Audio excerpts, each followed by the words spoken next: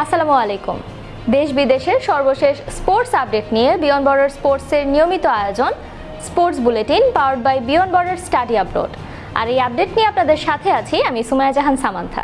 চলুন দেখে নেই আজকের স্পোর্টস আপডেট। জাহানারা আলমের অভিযোগের পর নারী ক্রিকেটার ও স্টাফদের নিয়ে জেন্ডার সেন্সিটিভিটি ট্রেনিং আয়োজন করে বিসিবি। সেখানে নিপীড়ন কিভাবে হয়, কিভাবে অভিযোগ করতে হবে ও নিজেকে নিরাপদ রাখা যায় এসব শেখানো হয়। বিপিএল এর নতুন মৌসুমে ঢাকা ক্যাপিটালসের মেন্টর হচ্ছেন শোয়েব আখতার। গতবার ঢাকা ক্যাপিটালসের মেন্টর ছিলেন সাইদ আজমল।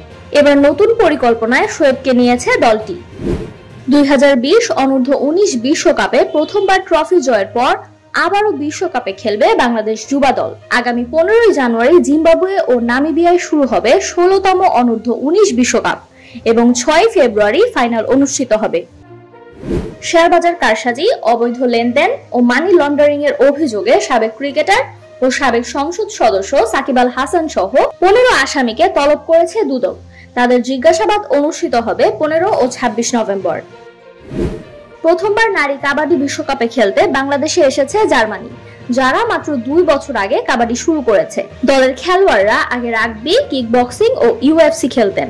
এছাড়া স্পন্সর না থাকায় নিজেদের টাকা দিয়ে কার্যক্রম চালাচ্ছেন তারা। ত্রিদেশীয় সিরিজে শ্রীলঙ্কাকে 67 রানে হারিয়েছে জিম্বাবুয়ে।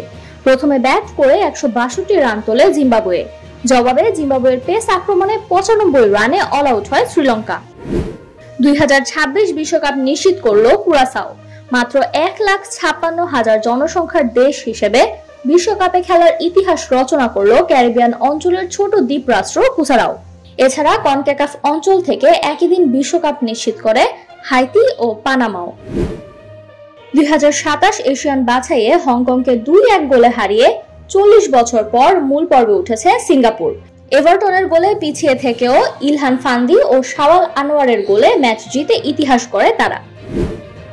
অ্যাশেজের প্রথম টেস্টে আজ মাঠে নেমেছে অস্ট্রেলিয়া ও ইংল্যান্ড, যেখানে অস্ট্রেলিয়ার দলে আছে 2 জন নতুন মুখ, যাদের দুজনেরই বয়স 31 বছরের বেশি। এমন ঘটনা অস্ট্রেলিয়া ক্রিকেটে শেষ ঘটেছিল 1920 সালে। এছাড়া দলে বোলিং নেতৃত্ব দিচ্ছেন মিচেল স্টার্ক। ডোপ বিতর্ক ও দীর্ঘ নিষেধাজ্ঞার পর 26 মাস পর মাঠে ফিরতে যাচ্ছেন পল পগবা। আন্তর্জাতিক ক্রীড়া আদালতের আপিলে তার নিষেধাজ্ঞা 4 বছর থেকে কমে 18 মাস হওয়ায় নতুনভাবে ক্যারিয়ার শুরু করছেন তিনি। এছাড়া জুভেন্টাস ছেড়ে এএস মোনাকোতে যোগ দিয়েছেন তিনি। এই ছিল আমার হাতে থাকা সর্বশেষ স্পোর্টস আপডেট। এছাড়াও আমাদের সাপ্তাহিক cricket analysis show the analyst angle এবং football show the football inside দেখার আমন্ত্রণ জানিয়ে বিদায় নিচ্ছি আমি সামান্থা।